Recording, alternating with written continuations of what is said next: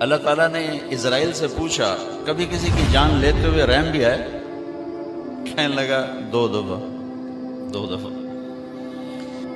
کہا ایک دفعہ ایک کشتی ٹوٹ گئی، ایک عورت ایک تختے پہ جان بچانے کے لیے سوار ہو گئی، کچھ بہہ گئے وہ بچ گئی، اس نے وہاں بچہ جانا تو نے مجھے کہا اس کی جان نکال لے عورت کی، تو مجھے بچے پہ رحم آیا کہ اس کا کیا بنے گا جو بیچ پانی میں ابھی پیدا ہوا ہے، اور اس کے بعد شداد کی جان نکالتے ہوئے رحم آیا کہ کم وقت نے اتنی جان لگا کے جنت بنائی تو انہیں دیکھنے بھی نہ دیا اور دروازے بھی جان نکالے۔ تو اللہ تعالیٰ نے فرمایا تمہیں خبر ہے یہ شداد کون ہے؟ کہا نہیں، کہا یہ وہی بچہ ہے جس پر تو نے رحم کھایا تھا، میں نے اسے رزق دیا، ملک۔ اور جوانی میں توبہ اللہ کو بڑی محبوب ہے۔ ایک روایت میں آتا ہے جب جوان توبہ کرتا ہے خوشی سے اللہ کا عرش جھوم اٹھتا ہے، عرش الہی جھوم اٹھتا ہے جوان کی توبہ سے۔ فرمایا میں اللہ کا حبیب ہوں۔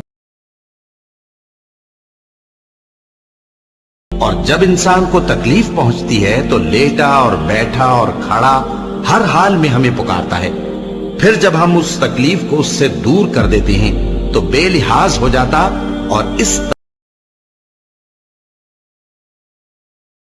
حضور صلی اللہ علیہ وسلم نے ارشاد فرمایا، مسلم شریف میں حدیث موجود ہے، فرمایا اللہ تعالیٰ کے بندہ سب سے زیادہ قریب پتہ کب ہوتا ہے؟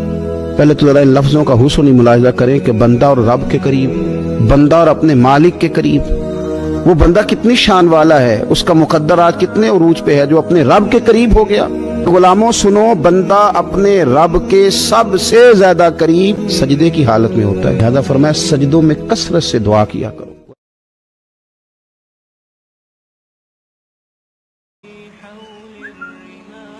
اپنے کپڑے بھی دے دیے اور ایک ٹاٹ تھا وہ پہن کر اس کو کانٹوں سے سی لیا، تو جبریل آئے، کہنے لگے یا رسول اللہ، اللہ تعالیٰ پوچھ رہے ہیں کہ ابو بکر نے یہ ٹاٹ کیوں پہنا ہوا ہے؟ تو آپ نے کہا کہ ابو بکر نے سارا کچھ اللہ اس کے رسول پہ لگا دیا ہے اس لیے یہ پہنا ہوا ہے۔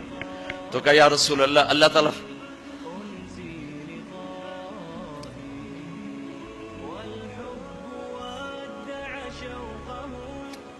تعالیٰ فرما رہے ہیں ابو بکر سے پوچھو مجھ سے راضی تو ہے، مجھ سے راضی تو ہے، اس فقر میں مجھ سے راضی ہے؟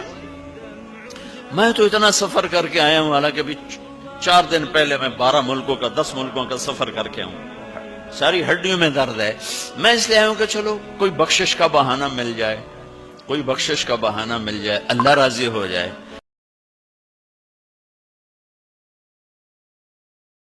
حضرت عمر فاروق فرماتے ہیں انتقال کو 3 دن ہوئے تھے، میں مسجد نبوی میں بیٹھا تھا، 2-3 چھوٹی چھوٹی بچیاں آ گئی، کہنے لگی چاچا آپ خلیفہ بنے ہو؟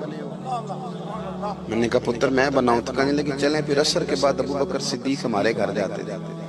میں نے کہا پتر آپ کے گھر کیا ہے؟ کہنے لگی ابا فوت ہو گئے، بھائی کوئی نہیں، ہم نے نا بکریاں رکھی ہوئی، وہ روز عصر کے بعد آتے تھے، بکریوں کا دودھ دھو کے ہمیں دے جاتے تھے، کچھ پی لیتی تھی، کچھ بیچ کے گزارا کر لیتی۔ 3 دن ہو گئے، میری ماں روتی ہے، بہنیں روتی ہیں، کون آئے گا؟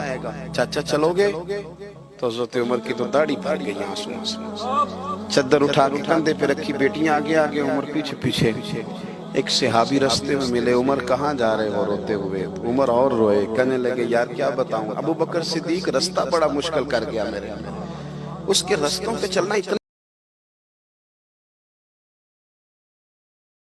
جب نماز کا وقت ہوتا ہے ملک الموت ساری دنیا کا چکر لگاتی اور دیکھتا ہے کون پڑھ رہا ہے کون نہیں پڑھ رہا، کون پڑھ رہا ہے کون نہیں پڑھ رہا۔ جو نماز کی پابندی کرتا ہے اس کی موت آسانی سے ہوتی۔